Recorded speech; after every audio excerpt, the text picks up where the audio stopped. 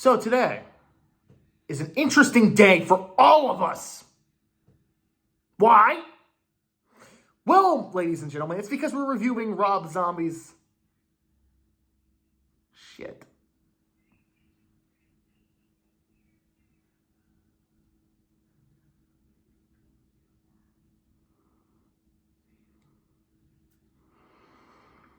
Okay, so everything that I'm going to say is opinion-based. So, if you disagree, you disagree. Nothing I can do about that.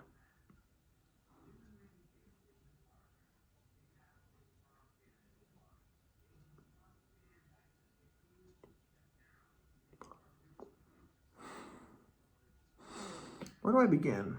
Well, first and foremost, in the first remake, Laurie Strode shoots Michael in the head, so how can they make a sequel? Well, they never bother to explain it, so don't even try to figure it out. Okay, if Michael's dead, and if Rob Zombie didn't want to do a sequel, then why'd he do it? Money. Was there any other reason? Money.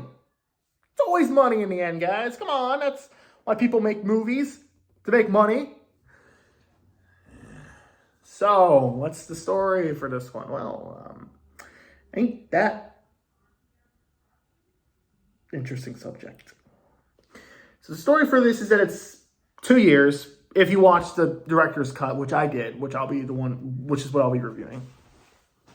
Graphical cut is a teeny bit better, but I'm not talking about that because it's still shit. I think it's pretty obvious that I don't like this movie. In fact, I think it's one of the worst films I've ever seen. So,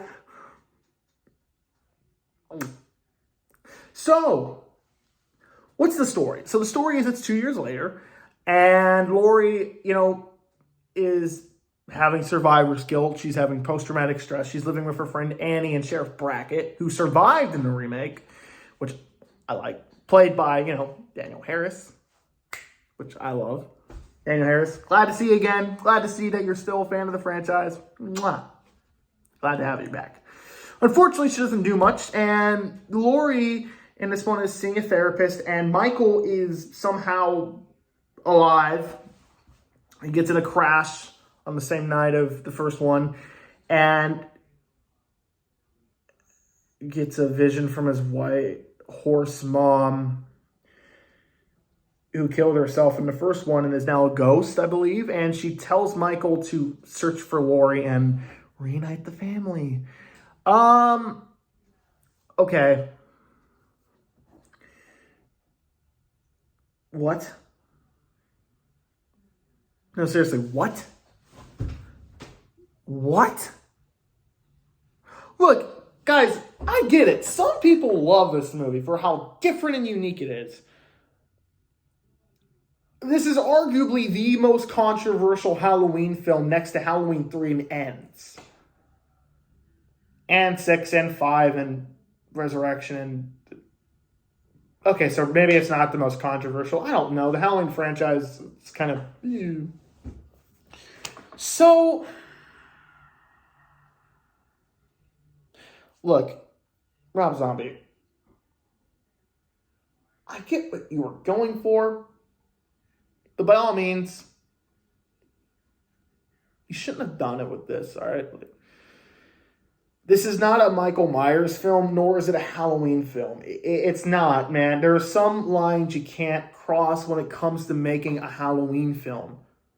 And there are 3 things that I think you need to have when you're making a Michael Myers movie, or a Halloween movie in general. First of all, you want to have good characters. Michael Myers with the mask and the knife killing people. And 3, no white horse supernatural bullshit. What the fuck was this? I'm sorry. I know people are into this, but I am just the complete opposite. And by all means, if you like it, that's totally fine. I just couldn't get into it. But what the fuck? What? Why? Okay, why is this movie about a white horse? Why is Michael Myers' mother back from the grave? When was it ever established in the first one? You see, this is the problem I have with it, okay? You want to go for this approach? Cool. Why wasn't it explained in the first one? Why? Why wasn't it explained? And the thing is, Rob Zombie had never planned this from the first one. He never planned it. You can tell. And he just was like, hey, I'll make my own thing, you know? Cool. Make it good. Now, I know I've been rambling on the white horse shit for quite some time, but here's my actual problems with the film. First and foremost, this movie's boring. Nothing new happens. Nothing extraordinary happens. Nothing interesting is done. The only thing that is done in this film are things I cannot understand why Rob Zombie did. First and foremost, Laurie Strode in the first one. She wasn't good, but she was okay. She served the purpose, and she ultimately wasn't the main focus. It was Michael Myers, and that's fine. You know, she wasn't bad, but she wasn't great. She served her purpose, and that's fine. In this one, the movie tries to show what effects can have on a person after a post-traumatic experience, which is cool. That's what Halloween 2018 did, and it did it really well. Clearly it did it better because this one, they make Laurie an insufferable douchebag. Like I said, I watched the director's cut and the theatrical cut. It's a teeny weensy bit better, but in this one, it's just like, she's so insufferable. She's so unlikable. It's infuriating. She's screaming at the top of her lungs. There's a part where she's talking with Annie in the director's cut, because in the theatrical cut they cut it. But in the director's cut, there's a scene where they're eating breakfast. We first get introduced to Laurie and Annie, being alive and living together. And she's like, I had a nightmare. And she's like, well, you'll get over, it'll get better. Just try to get over it, one day at a time. I'm always like, yeah, one day at a time. One fucking day at a time. If I hear that one more fucking day at a time, I think and it's just like, I don't want to watch a character who's unlikable like this. Okay, you want to make her a douchebag? Fine. Do what Happy Death Day did, where it's like she starts off a douchebag, but through the course of the film, she becomes likable. In this, there's nothing like that. She's just a douchebag throughout the entire film. I don't care about her. I don't care about the new friends that you introduced at the job she's working at. I don't even care about Annie or Sheriff Brackett. And when Annie, spoiler alert, dies, there's a very sad scene where Sheriff Brackett is crying, and it's a very good emotional scene, but I couldn't get into it because I felt nothing between them. It's a really good scene. It's a really good scene. It's probably the best scene in the entire film. I know people kind of shat on the actor who, by the way, Brad Dourif, Chucky, who is playing Sheriff Brackett, which I forgot to mention in the first one, but he does a really good job in this scene. In my opinion, I know some people hate it. I loved it, and I thought he gave the right amount of dramatic. I can't speak English. Not good at it. I felt like the scene was very well handled. It's just unfortunate that it's in this movie because there was no scenes where we see Sheriff Brackett and Annie interacting off each other, where they love each other, where they're hugging and embracing. There's none of that. It's just yelling and screaming. And the one thing I hate the most, and this isn't Michael Myers, the White Horse subplot, it's none of that. Dr. Loomis. This is the worst Dr. Loomis ever. Malcolm McDowell does a good job. And that's the one thing I can say. For the most part, everyone does a good job in this film. Besides a few characters. Or a few actors, I'm sorry. But by God, I could not care about this douchebag. You remember how he was trying to write a book in the first one? Well, in this one, they made that his entire personality, where he's this person who is like, who wants to milk the Michael Myers story for all it's worth. And he's calling women like, cunts, like bitches. He's saying all these horrible things. And a lot of time is spent with him, and he's like, him promoting his book. Why? Okay. For those of you who don't know, I make GTA movies on another channel. I'm not going to promote it because I don't feel like it. But I made a GTA version of this. And in my version, I made it to where Laurie Strode lost her family, like in the first one. But instead of living with Sheriff Brackett, she lives with Loomis. Loomis is still trying to be a psychiatrist. He's trying to help Laurie.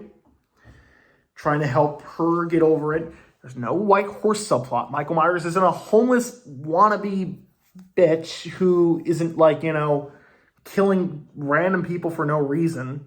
Like, the whole idea is that he's going after his sister. He only does it to like the last 20 minutes of the film. The whole film, he just sits in a barn and kill people who are in his way. It's stupid. Well, that and a pretty good murder scene where he's at a bar and he kills a guy in a graphic way. Which, by the way, this is the most graphic Halloween film I've seen before Halloween Kills. This is a graphic film. And in some regards, it's a little distasteful. There's a line I feel like you shouldn't cross. And in this one, they cross it. So But anyways, in my version, there's no white horse subplot. Michael is after Laurie and he kills whoever is in his way. Like, he's progressively going place to place. And at the very end, Loomis tries to protect Laurie, but in the end he can't. So he gives himself up. And doesn't make it. Laurie kills Michael. Finally, we're like freeing herself from all the trauma. She's not as annoying as in this film, and that's my version. There's also a fan cut where it removes all the white horse subplot, where it's more of a psychological film about how Laurie is Michael Myers. It's all in Laurie's head. Unfortunately, that's not the film we got. This is the first movie where Michael Myers speaks. And the first word he says is die.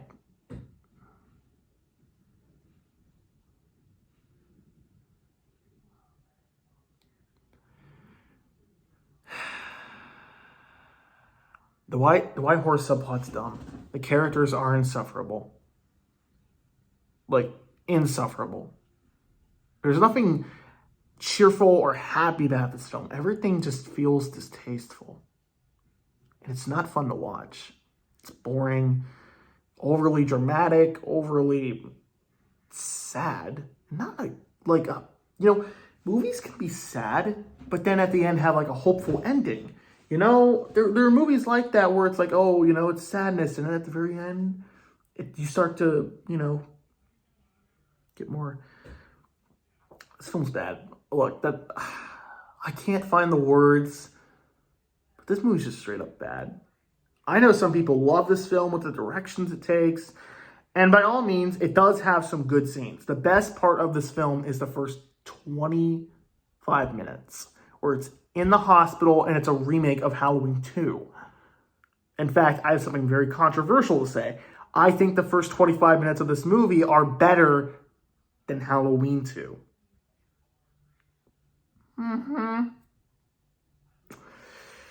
Whatever you do, just don't look at my ranking of the franchise, all right? You would 100% disagree. This is one of the worst films I've ever seen. But it's not number one. That's still Dark Harvest 2. But the movie is just so unlikable. It's just so like distasteful. It's got stuff that doesn't make sense. And overall, it's just a bad experience. So I think it's pretty obvious. I'm giving it an F. So we're done with it.